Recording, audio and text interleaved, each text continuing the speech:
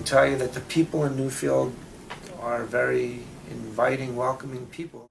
Newfield, small town in central New York settled in the early 1800s with a current population around 5,000, best known for its old mills and historic covered bridge. However, many issues exist in this community that go unseen.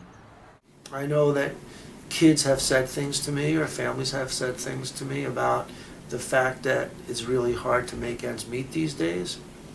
So I take that to make an assumption, or to lead to an assumption, that there probably are a lot of folks that don't have enough food. The issue of hunger exists here too. I don't have a whole lot of hard data yet about hunger in Newfield. There are things that I do know. So for instance, as a principal of the high school, I know that we have a lot of students on our free and reduced lunch program. Do you know approximately? About between 30–40%. So that's a lot. It means one out of every 3 kids or so. A recently found statistic shows that about 52% of the kids eating at the school are on free or reduced lunch. Before looking into the subject, however, I wanted to learn a little about hunger itself. At the Big Flats Wesleyan Church in Big Flats, New York, they held an event for youth called the 30-Hour Famine, where they would consume nothing for 30 hours except water and juice. I decided to get involved myself and try it out.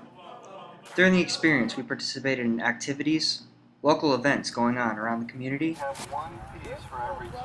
and we even slept outside in a place called Cardboard City, in homes made of cardboard, plastic, and duct tape. I am currently in Cardboard City. It is a series of houses made of none other but cardboard. That's right. We all will be staying the night here in this cardboard box with nothing but some plastic and a pillow. I haven't eaten, let's see, 6 hours. I also had the chance to interview some of the youth participants regarding how they felt and what they got from this experience. Well, obviously I was hungry and somewhat tired. You do get headaches. You'll get this grumbling feeling, and you might get a stomachache from it. I'd say 40 to 45 hours, and then I'd probably hallucinate, start having hallucinations, and That's when you'd probably officially give up. mentally I'd give up. There's so many people out in the world that is starving right now, and it helps us to understand the reason why some people are poor that can't afford food.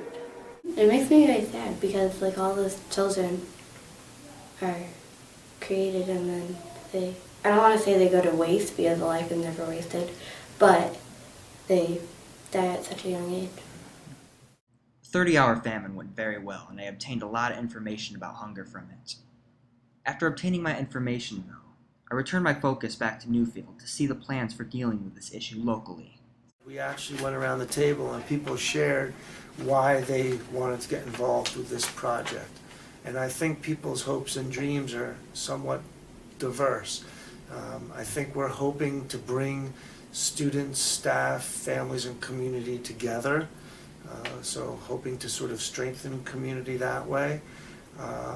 I can tell you I'm hoping to literally eliminate hunger, to literally find a way to help make sure that everybody has a way to get the food that they need. I also had the chance to interview Casey Batchelor, one of my classmates who happens to be one of the most devoted students to this cause. It's kind of a forgotten topic in a small town like this, that there are hungry people around. There are a ton of kids here that don't eat dinner at night. We are fortunate to see a lot of passionate students wanting to step up and take action themselves. There were times in my life when we didn't have enough money to, pay for all of the food that we've needed. And I see it a lot, and it's a very sensitive subject. And the older I get, the more I see how helpful it really is and how much I can give back. And that's why I wanted to be involved in the eliminating hunger. The first project everyone got involved with was a community dinner planned to be open to everyone, free of charge. A committee of people devoted to this cause of ending hunger in Newfield all got together and planned out this dinner. Together, we all cooked up some soup, salad, and even dessert to serve to the people in the community. Many people came out, and overall, we had great results. Hopefully this is really the beginning of kind of a long-term project. Part of the project might be to try to do this once a month, and if people really wanted that, maybe even to twice a month. I think we're ready to do that. And the committee plans to continue with these projects and have more dinners until hunger has been eliminated. We've got land, we've got students, we've got adults, we've got food, and we've got people that are hungry.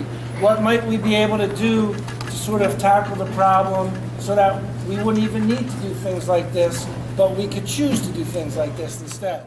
So, we're off to a good start. Perhaps if we continue our efforts, we can form a safe, supportive, and overall confident community. And perhaps one day, our efforts will spread to other communities, and eventually, the world.